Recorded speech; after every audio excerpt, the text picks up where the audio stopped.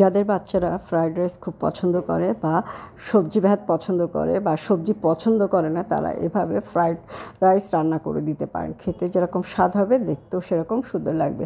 তো hello viewers, আসসালামু আলাইকুম। আমি নীলা আপনাদের সবাইকে ওয়েলকাম করছি নতুন আরেকটা রান্নার ভিডিওতে। তো আজকে আমি রান্না করব হচ্ছে ফ্রাইড রাইস। তো তার জন্য ক্যাপসিকাম ভাজা করে নিলাম, গাজর ভাজা করে নিলাম, বাঁধাকপি ভাজা করে নিব, তারপরে বরবটি ভাজা করে নিব। সবই আমি আলাদা আলাদা ভাজা করে নিব, কেননা প্রত্যেকটারই একটা আলাদা গন্ধ থাকে। তো এইগুলো ভাজা করে নিয়ে আমি একটা পাত্রে উঠিয়ে রাখবো।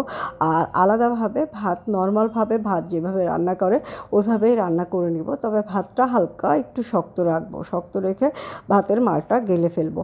তো সব সবজি সুন্দর করে ভাজা হয়ে গেলে আমি যেহেতু আলাদা করে আর তেল দেওয়ার প্রয়োজন হবে না, তো সব কিছু ভালো করে ভাজা হয়ে গেলে আমি একটা পাতিলের ভিতরে এই ভাজা সবজিগুলো দিয়ে দিব। আর সাথে ভাত যেটা নেওয়া হয়েছে, রান্না হয়েছে, সেই ভাতটা দিয়ে দিব। ভাতের ভিতরে শুধু পরিমাণ মতো লবণ দিব। আর এই যে দেখেন, সব সবজি দিয়ে একটু হালকা নাড়াচাড়া করে নিয়েছি। এখন ভাতটা দিয়ে দিব এবং পরিমাণ মতো বা স্বাদ মতো লবণটা দিয়ে একটু 10 মিনিট নাড়াচাড়া করব, হয়ে যাবে। খুব বেশি সময় রান্না করতে লাগবে না, ভাতটা হতে যথেষ্ট সময় লাগে। আর সবজিগুলো তো সবগুলো আলাদা আলাদা, লবণ, একটু জিরা বাটা বা এমনি আস্ত জিরা দিয়ে শুধুমাত্র ভাজা করে নিতে পারেন। আর এখানে খুব বেশি মশলাপাতি ব্যবহার করার কিছু নেই, খেতে কিন্তু খুবই ভালো লাগবে। ঝরঝরা একদম ফ্রাইড রাইস তৈরি হয়ে গেল, বা সবজি ভাত। আমরা গ্রামের দিকে এটারে বলি সবজি ভাত, যেটা শহর এরিয়াতে বলে ফ্রাইড রাইস। তো যাদের বাচ্চারা সবজি খেতে চান না, তারা এভাবে রান্না করে দিতে পারেন ভাতটাকে।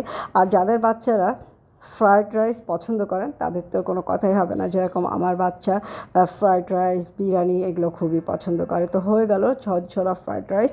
তো ভিডিওটা ভালো লাগলে লাইক, কমেন্ট, শেয়ারদের সাথে থাকবেন। বাসায় একবার হলেও ট্রাই করবেন।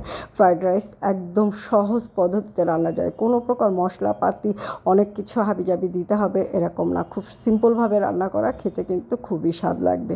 আর আমার ভিডিওটা ভালো লাগলে লাইক, কমেন্ট, শেয়ারদের সাথে থাকবেন। যারা আমার পেজটা এখনও ফলো করেনি, তারা ঝটপট পেজটা ফলো করে দিবেন। সবার জন্য শুভকামনা রইল। আল্লাহ হাফেজ, আসসালামু আলাইকুম।